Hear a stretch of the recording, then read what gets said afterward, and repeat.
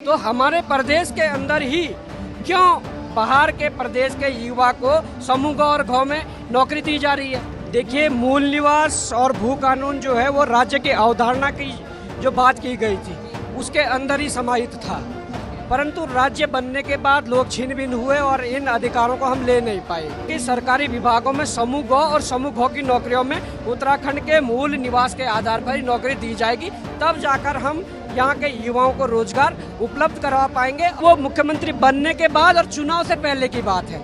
चुनाव से पहले एक एजेंडा लाया गया।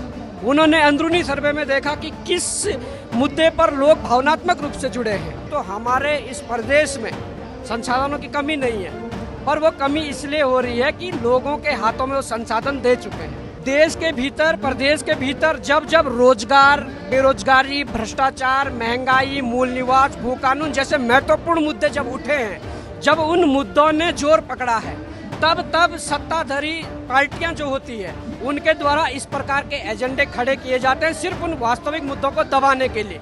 इसलिए मैं एक आह्वान आपके माध्यम से करना चाहूँगा। उत्तराखंड में मूल निवास 1950 और एक सशक्त भू कानून लागू करने की मांग को लेकर तमाम सामाजिक संगठन के एक सर्विसमैन और साथ ही साथ उत्तराखंड में बेरोजगार संगठन भी इस रैली का समर्थन यहां पर कर रहे हैं। देहरादून में एक विशाल रैली इसी को लेकर निकाली गई है। बॉबी पवार हमारे साथ यहाँ पर मौजूद है, बेरोजगार संगठन के अध्यक्ष। आइए उनसे बातचीत करते हैं इसी को लेकर। आप इस रैली का पूरा समर्थन करते हुए यहाँ पर दिखाई दे रहे हैं। पहले तो आप रीजंस बताइए, कारण समर्थन करने के, और 1950 से मूल निवास लागू हो जाता है तो क्या फायदा होगा?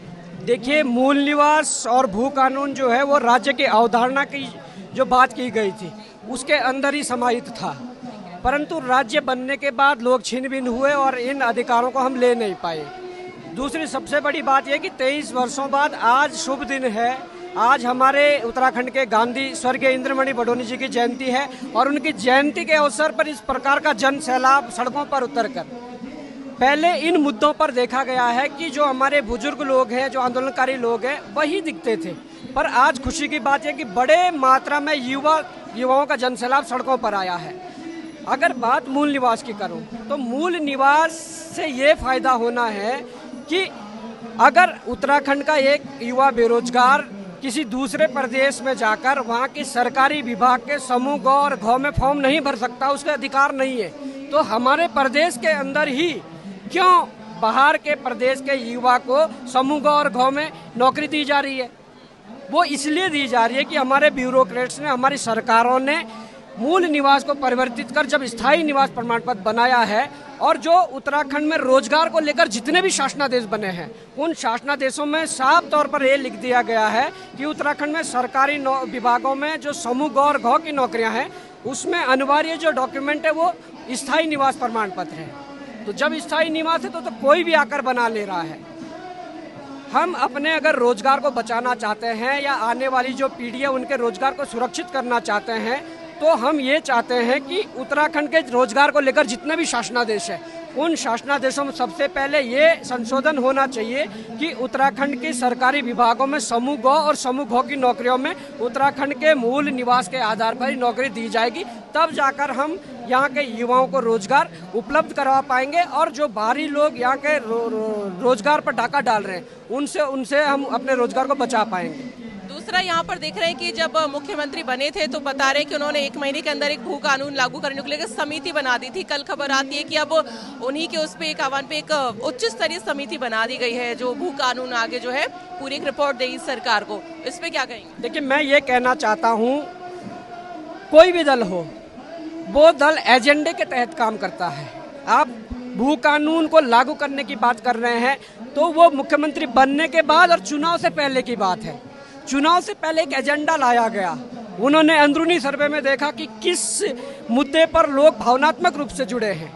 उन्होंने पाया कि भू कानून के मुद्दे पर लोग भावनात्मक रूप से जुड़े हैं। वो एजेंडा आगे कर दिया कि हम भू कानून लागू करेंगे, परंतु कानून लागू नहीं हुआ। ये छल बार बार होता आ रहा है। परंतु मैं ये कहना चाहता हूँ कि भू कानून अगर लागू होता है, अगर हम इस लड़ाई को जीतते हैं, इस लड़ाई को जो हमारा लक्ष्य है वहाँ तक पहुँचते हैं, तो कहीं ना कहीं जो हमारे जो संसाधन जो बाहरी लोगों के हाथ में है वो संसाधन अगर हमें मिल गए तो हमारे प्रदेश में बेरोजगारी दर समाप्त हो जाएगी।